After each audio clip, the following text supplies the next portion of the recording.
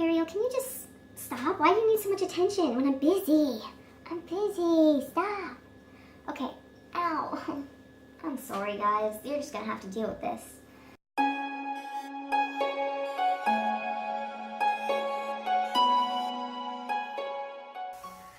Hi guys, welcome back to my vlog channel. I've had a lot of questions so far about my experience while in Tijuana for my bariatric surgery. So on October 25th, I had the vertical sleeve gastrectomy with Dr. Fernando Garcia at Tijuana Bariatrics. So how this works is you have to get a flight into San Diego where they have a driver come and pick you up. So the driver will take you from San Diego into Tijuana straight to the Marriott Hotel where you'll be staying for one night. So during that one night, you're supposed to meet with your on-site coordinator. So instead of being face-to-face, she actually only emailed me. She still contacted me, which was good, but I really would have liked to see her face-to-face, which is what was supposed to happen the night before. Anyway, so that was the night before. We stayed at the hotel, and then we had 2 nights at the hospital, and then 2 nights back at the hotel. The morning of my surgery, I was picked up at 6:45 a.m. from the hotel with 2 other patients. So we then traveled to the hospital, which was, I would say, like maybe 5 minutes away. When we were at the hospital, we had to check in and fill out some paperwork and stuff downstairs, and we were actually allowed to bring like a support companion, is what they call them. So Sean came with me. One of the other ladies was alone, and then the other one, she had her mom with her. So the companions actually had to sign in and leave their IDs at the front, which is fine, totally fine. So yeah, we did that. Then we went and we had some blood work done.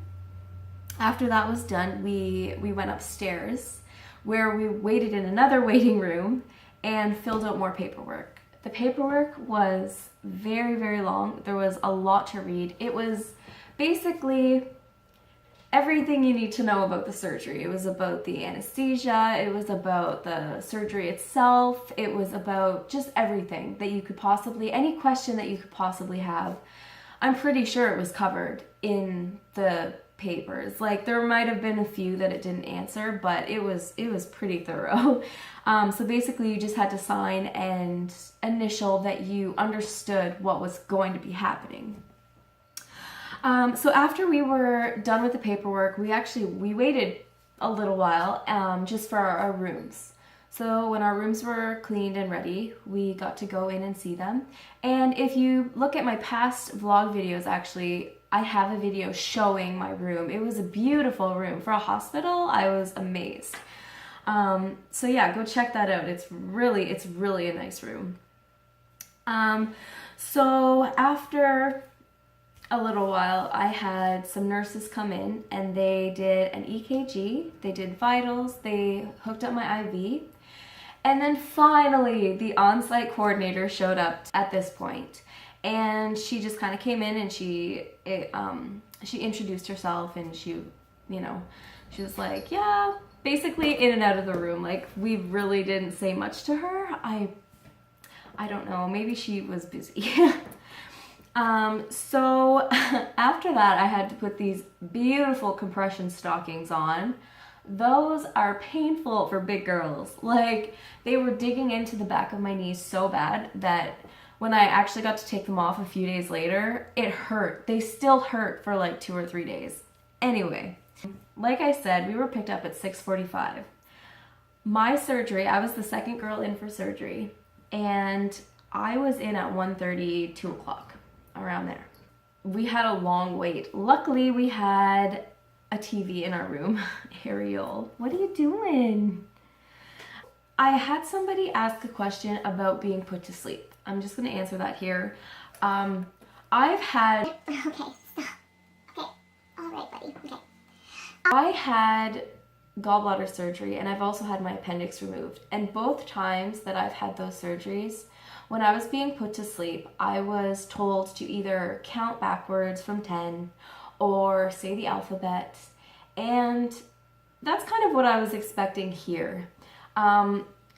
Basically, I went into the room and he put the mask on my face. Once I was on the table, of course. He put the mask on my face, and I thought it was weird that I wasn't feeling tired. I started to get a little nervous. Being in Mexico, the doctors and nurses that were in the room, they were all speaking Spanish. So it was a little bit uneasy for me the first couple minutes in the room.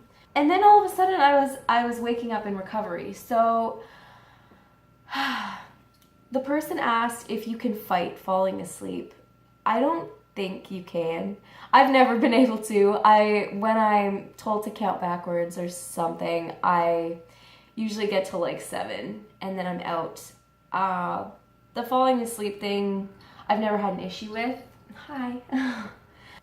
So I don't know. In my experience, I like when they give me a heads up. Stop it. So in my experience, I do like when they give me a heads up. But in this case, they didn't, but it was fine. I was still out. I woke up in recovery. I was in recovery for 3 hours. She finally brought me back to my room, and I felt like absolute shit. I was nauseous.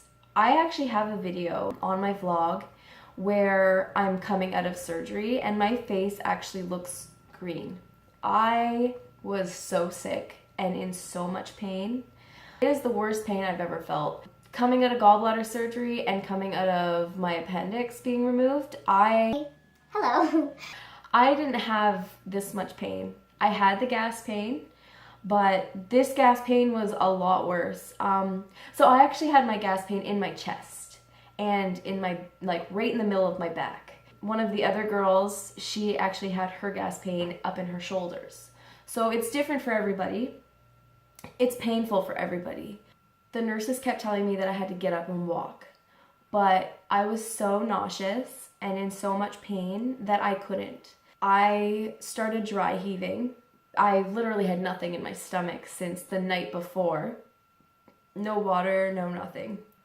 I started dry heaving and nothing was coming up and it was hurting me.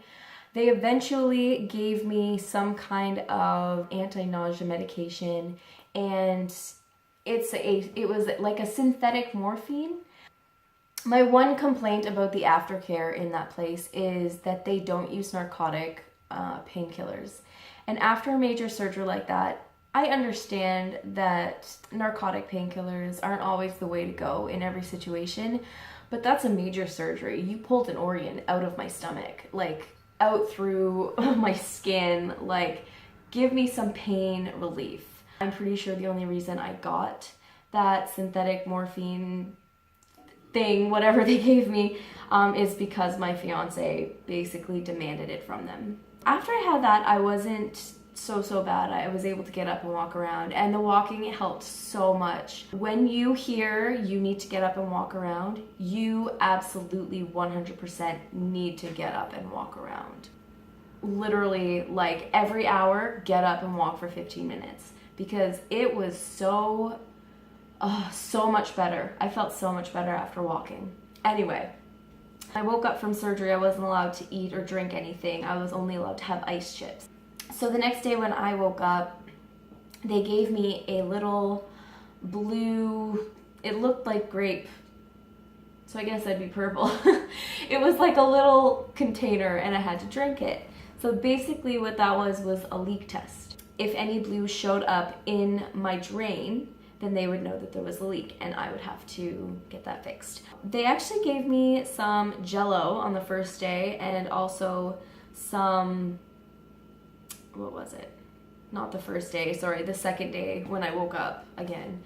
They also gave me, chai tea and apple juice. They actually gave me a lot of fluids. It hurt to drink. The tiniest little sips, you could feel like, my throat was sore too because of them pulling the tube out, but it was just painful. You could feel everything going all the way down, and it was, when it would hit my stomach, it would kind of like gargle, and it felt like, I don't really know how to explain it. It was just really uncomfortable for the first little bit. The only thing that helped me was the warm tea. Hi, buddy. Hi. Okay. So that's really the only thing that helped me on that was the warm tea.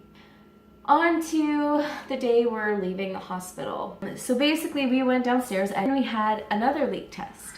So the other leak test was where we stood in front of an x-ray thing. There was like an x-ray of right here.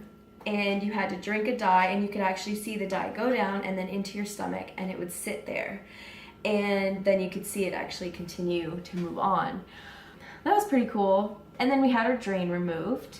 And then we had to go and sit out in the waiting room and wait for our on-site coordinator.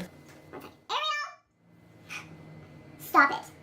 The receptionist comes over and she's like, okay, well, she can't make it right now. She'll meet you guys at the hospital or at the hotel. So we're like, okay. Our driver shows up, we go, we get in the van, and then we go back to the hotel. When we go to check in, the other lady that was with me tried to check in first, and she was told that there were no rooms left, that she would have to upgrade for $30 US.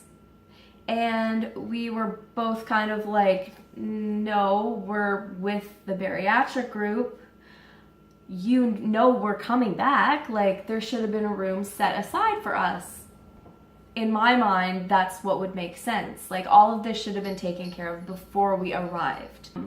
There was no rooms available for us until 1 o'clock. So we had to leave the hospital at 7 and wait until 1, is what she was telling us. And Sean was like, what about, you know, a room with no window? They have rooms with no windows. They're just on the inside portion of the hotel, and you have like a little, it's like a light. It's like a huge, it looks like a window, but it's just a light in there. And they were like, oh yeah, we have a couple of those left. So we're like, we'll take them. Like, it's a room. Anyway. So we were a little bit frustrated that they tried to like get more money out of us and that they weren't prepared for us at all. When we talked to our on-site coordinator finally, she said that she was going to deal with it. We didn't see our on-site coordinator until 3 o'clock. And the only reason she showed up at 3 is because Sean picked up the phone and called her and said, you need to get here. These girls have not had any pain management since 5 o'clock this morning. They are in pain. Like, what are you doing? So she said that she was gonna show up around 5 or 6. And Sean said, that is not gonna happen. You need to get here. They need pain meds. This is not right. So me and this other girl were, you know, we're in our own rooms, but we're chatting and we're like, this is crazy. Like, I feel like shit. You know, up until the point of having surgery and just in the hospital in general, it was good. Like, the surgeon was amazing. The anesthesiologist was amazing. All of the doctors were amazing. That was my experience with my surgery and being in Mexico. We actually did go on a cool little tour where we got to go to this little shop and we got to pick out a few little souvenirs for people, and we went and we saw the wall. We went and got some coconut water from a real coconut. That's also in my vlog, the one I just posted, I think. And yeah, so we did a lot of good stuff too. I would recommend Dr. Fernando Garcia. I think he was amazing. I feel good. I'm 11 days post-op right now, and I feel really good. So he did a good job.